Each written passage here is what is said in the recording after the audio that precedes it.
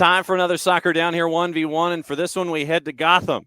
And I mean that in the literal sense. This is not like a Batman and Robin kind of a thing. We are literally heading to Gotham and Gotham FC, catching up with, and I can say this, Grayson Ram, Ella Stevens. Ella, thanks for hanging out for a 1v1. Yeah, thank you for having me. I kind of took you back a little bit when we were talking before I came on. It's like, oh, Grayson Ram, Ella Stevens. So that was kind of fun to hear that. What do you, when you think back all those years ago to your time at Grayson, what was it like for you there playing high school soccer at Grayson, getting all the recognition and getting Grayson to where it was as a program? It was so amazing. I loved my time at Grayson. I don't know if a lot of people know this, but my mom was a coach.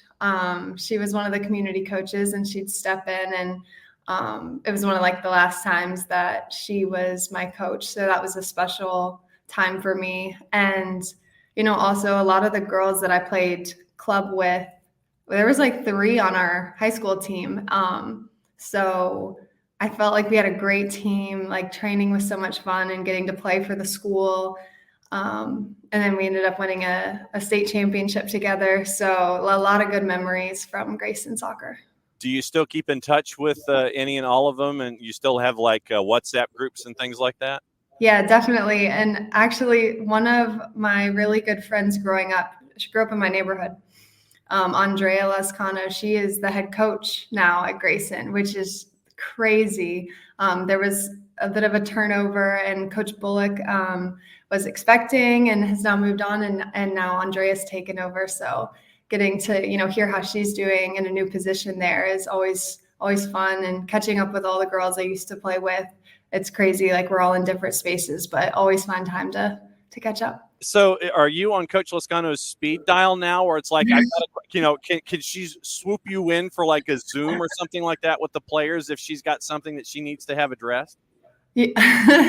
I wouldn't be the one she would call to address anything serious. But we definitely do talk a lot. My mom's still helping coach, so anytime I call her, she's out at the field and I get to catch up. And I just recently sent my jersey for Andrea to put in her classroom. So trying to live on in Grayson as much as I can. No doubt about it. All right, so let's talk about the new digs. What's it like for you there in Gotham, where everyone is already sitting there and saying, okay, it's a super team. It's like the Lakers or the Heat when they had LeBron and all this kind of stuff. What's the early vibe been like there at Gotham? It's been so nice. All the girls have been so great and welcoming, and the staff. And I was nervous because, you know, my first team was Chicago. That's the only team I've been with, and I made a lot of great friends and relationships there. But coming in could not have been easier. Everyone has helped me get acclimated and learn kind of the ins and outs, and the facilities and everything is so nice. So it's been great. When you talk about your time there in Chicago, what did you learn about yourself as your game continued to grow now into the professional realm in the NWSL? After your time at Duke, you go to Chicago. How did your game continue to grow, and what did you have to keep working on to get to this level now? Yeah, the level was just so much faster and stronger. I think one of the biggest things that I focused on was my athleticism and strength, just being able to keep up at this level.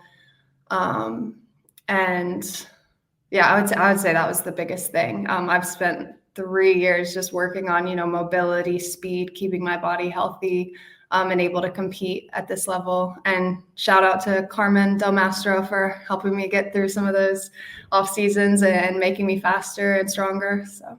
What when it comes to these kinds of elements in rounding yourself out in this three-dimensional way, not just, you know, on the field stuff, learning and formations and things like that, but what are we talking about here to get you faster? Are we talking specific drills, I mean, are you doing like stairs in the Sears Tower or something when you were in Chicago? I mean, what are we talking about here? He's so smart. It's a lot of just like helping you to learn how your body should move mechanically correctly.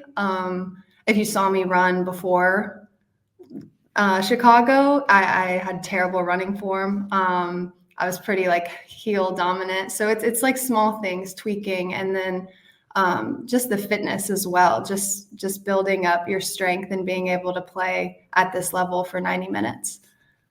When you're mentioning like heel dominant and all these kinds of things, how long a process are we talking here to break you of these habits to get you where you are now? I mean, is it literally, it's like you take 2 steps wrong, timeout, no, you got to go back and do this all over again? What are we talking about here to grow this part of you? Yeah, he would break it down into the smallest movement. So it would start from just your starting sprint. And it was, don't take that extra step back to go forward. It was like propel yourself on that first go. Where's my heel striking? He'd take videos and break things down. Am I getting my knees high enough? Just small mechanical things. And he took it slow. I mean, we worked all off season. So in this league, you have like 2, maybe 3 months. It's not a lot of time, but then carrying that into your everyday, there's little things that you can do to help break those bad habits. What about on the field? How are you because I know that you have to, it's almost like defensive driving at times where you have to think for yourself and your teammates and the opposition. How has your game continued to grow on the field with your time there in Chicago as you're now integrating there at Gotham?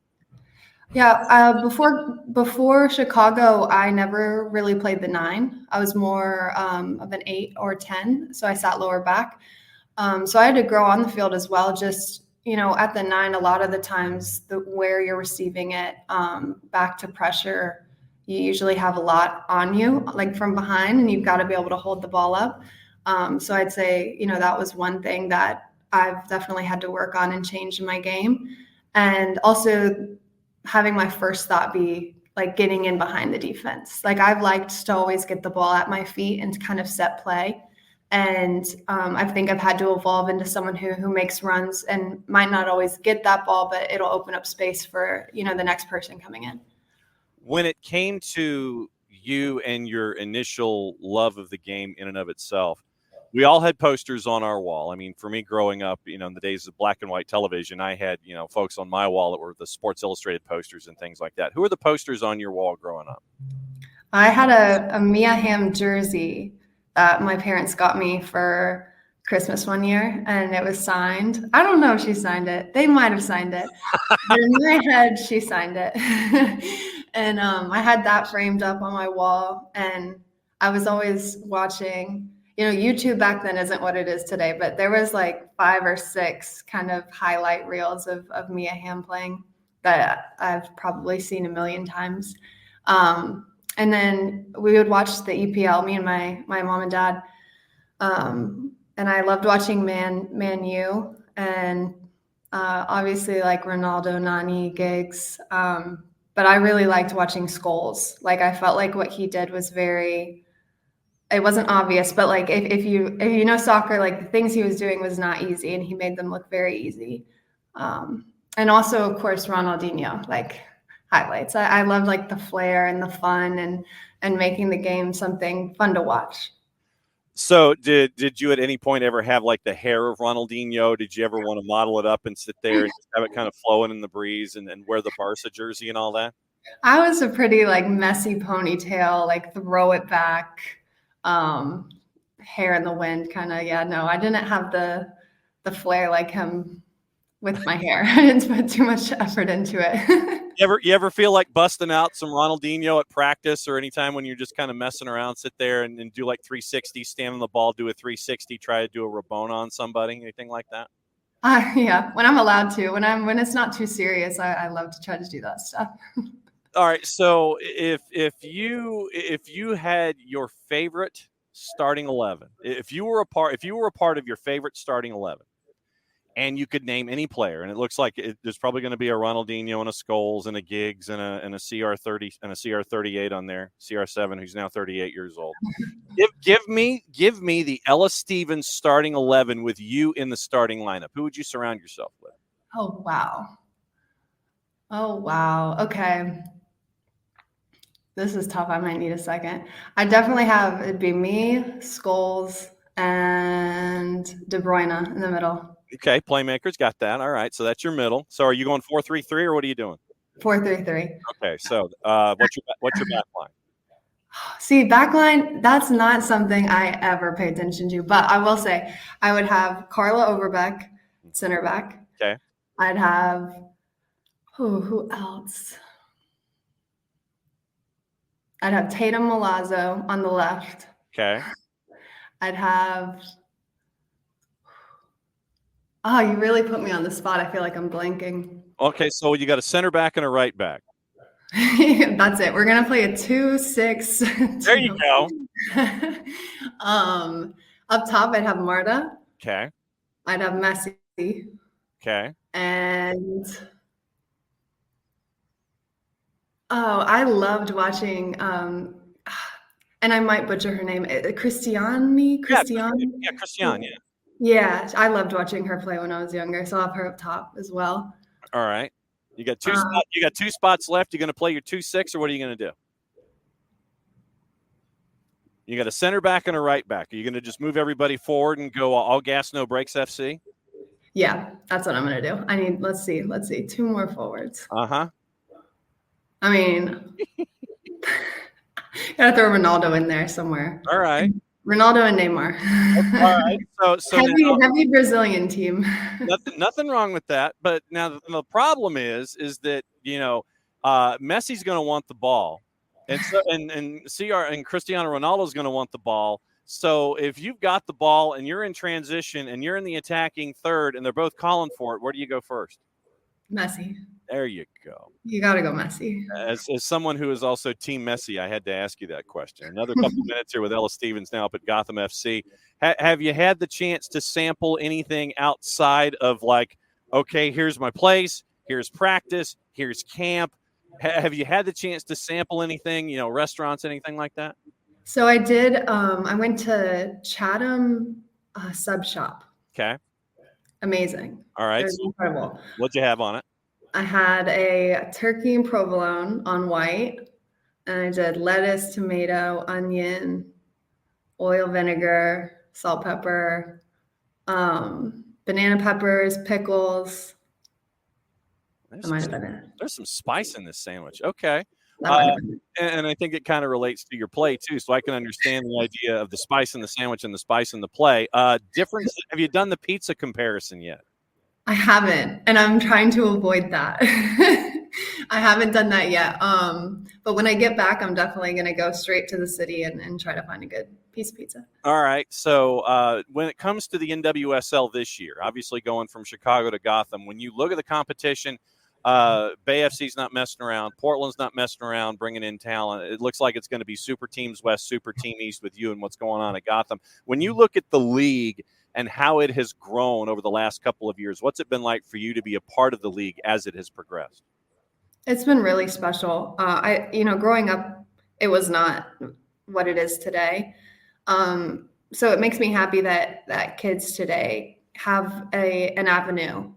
Because growing up, we had a national team, and that was always a dream and is a dream. But the league itself wasn't as stable, and so to see it get to the point where we're filling out stadiums and like games are competitive, and the players like all around, like top team could beat or bottom team could beat top team any day. Like it's really special, and to be a part of it, I wouldn't be the player I am without this level of competition and this opportunity to play.